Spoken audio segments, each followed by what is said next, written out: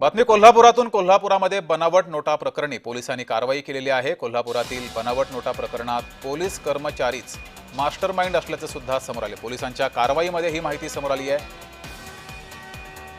बनावट नोटा प्रकरणामध्ये पोलीस कर्मचारीच मास्टरमाइंड असल्याचे समोर आले। पोलिसांनी या बनावट नोटा प्रकरणी कारवाई केली, त्यावेळेस ही माहिती समोर आली आहे। चहा दुकानातून बनावट नोटांची छपाई सुरू असल्याचे सुद्धा समोर आले।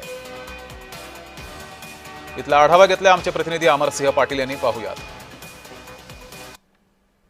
येणाऱ्या स्थानिक स्वराज्य संस्थेच्या निवडणुकीमध्ये पैशाचा वारेमाप वापर होणार आहे आणि हा पैशाचा वारेमाप वापर होताना डुप्लिकेट नोटा छपाईचं कारणच या ठिकाणी चालू होता। कोल्हापुरातील सिद्धलक्ष्मी अमृततुल्य चहा या ठिकाणी डुप्लिकेट नोटाचा छपाईचा बनावट नोटा छापण्याचा कारखाना होता। 500च्या नोटा या कारखान्यावर इथे तयार केल्या जातात।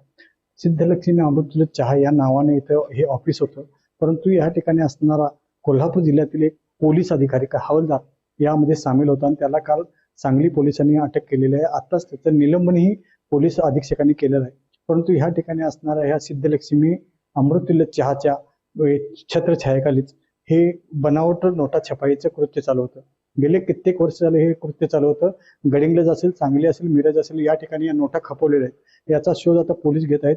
या पोलिसाला निलंबित जरी केलं असतं त्याच्या मागे कोण कोण आहे याचा पोलीस शोध घेत आहेत। अमरसिंह पाटील, जय महाराष्ट्र, कोल्हापूर।